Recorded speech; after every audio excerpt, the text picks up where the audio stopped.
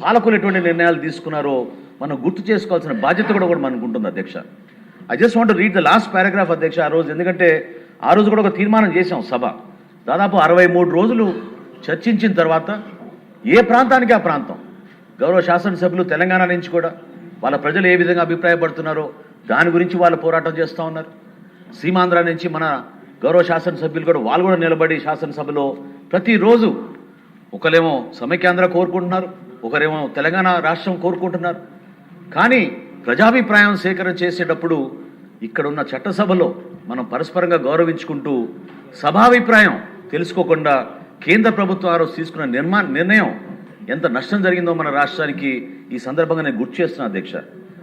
చివరిలో ఆ రోజున ఇది 30 జనవరి 2014 ఆ రోజు ఉదయం 11ంటికి అధ్యక్ష తీర్మానం చేసినప్పుడు the house while rejecting the AP Reorganization Bill 2013 resolves to request the Honorable President of India not to recommend the AP Reorganization Bill 2013 for introduction in the Parliament, as the bill seeks to bifurcate the state of Andhra Pradesh without any reason, basis and without arriving at a consensus. ప్రజాభిప్రాయాన్ని కూడా మీరు దృష్టిలో పెట్టుకోకుండా మీ అంతటా మీరే నిర్ణయం తీసుకున్నారు ఏకపక్షంగానే. దానిపైన చాలా స్పష్టంగా చెప్పాం అధ్యక్ష. without arriving at a consensus, in utter disregard to the linguistic and cultural homogeneity and economic and administrative viability of both the regions.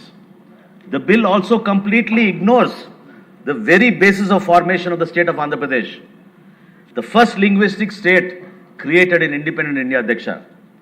ఏ విధంగా మన పూర్వీకులు మహానుభావులు ఎంతోమంది త్యాగం చేసి మన రాష్ట్రం కోసం తెలుగు భాష కోసం పోరాడారు, ఏ విధంగా అన్ని ప్రాంతాల అభివృద్ధి కోసం స్వాతంత్రం తెచ్చుకున్నామో దానికి విరుద్ధంగా భిన్నంగా వీళ్ళు వ్యవహరిస్తున్నప్పుడు చట్టంలో ఉన్న ప్రొసీజర్స్ని కూడా గౌరవించకుండా డెమోక్రాటిక్ నార్మ్స్ని వీళ్ళు పట్టించుకోకుండా చేస్తే ఎంత నష్టం జరిగిందో అనేది ఉదాహరణ ఈరోజు నేను ప్రత్యేకంగా మీ అందరి ముందు ప్రవేశపెడుతున్నా అధ్యక్ష. ఎందుకంటే మనం ఆలోచించాలి, అభివృద్ధి అనేది ఒక నాయకత్వంలో ఉండదు అధ్యక్ష. అందరం కలిసికట్టుగా నాయకత్వాన్ని బలపరచాలి.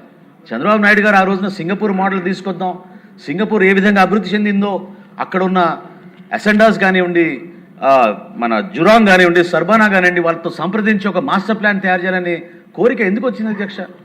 ఏ ప్రాంతంలో లేని రాజధాని మన ప్రాంతంలో రావాలి.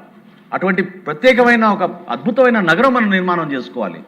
ఆంధ్రప్రదేశ్ ప్రజలు గర్వపడాలనే ఉద్దేశంతో ఆ రోజు తీసుకున్న నిర్ణయం అధ్యక్ష. అంతేగాని వ్యక్తిగతంగా పాలకులుగా మనం 5 సంవత్సరాలు ఉన్నంత మాత్రాన మనం ఈ రాష్ట్రానికి కావాలని కక్ష కట్టి నష్టం చేసే విధంగా వాళ్ళు చేసిన పరిణామాల వలన, ప్రయత్నాల వలన ఇంత నష్టం జరిగిపోయింది అధ్యక్ష.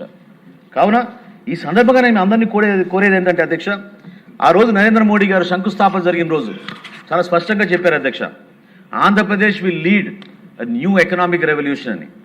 గౌరవ ప్రధానమంత్రి గారికి ఒక నమ్మకంతో అమరావతి నిర్మాణం ద్వారా ఆంధ్రప్రదేశ్కి గారు దేశంలోనే ఒక అద్భుతమైన మార్పు తీసుకురాగలుగుతాం, ఎకనామిక్ రెవల్యూషన్ తీసుకురావాలి ఆంధ్రప్రదేశ్ అనే ఆలోచనతో ఆ రోజు ఆయన ఆశీర్వదించారు అధ్యక్ష.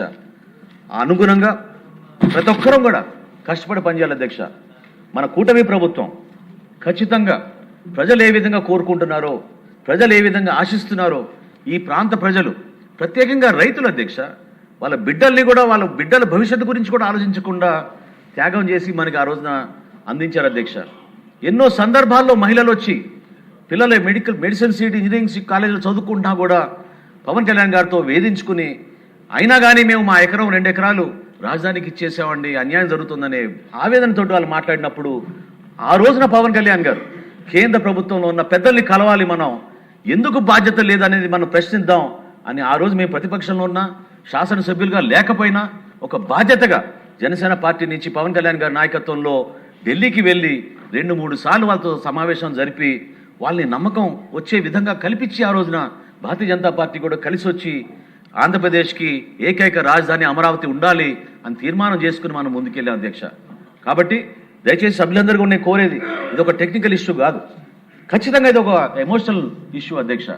ఎంతో పోరాటం చేశాం, నిలబెట్టుకున్నాం. ఇంకా ఇప్పుడు ఈ రోజున మన బాధ్యత మరింత పెరిగింది.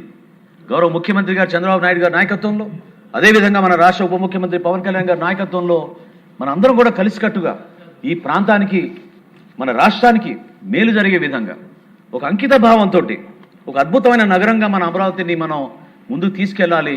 దానికి మనందరూ కూడా సహకరించాలని, ప్రజలు కోరుకునే విధంగా మనం కలిసికట్టుగా పనిచేసుకుని ముందుకెళ్దామని మరొకసారి తెలుపుకుంటూ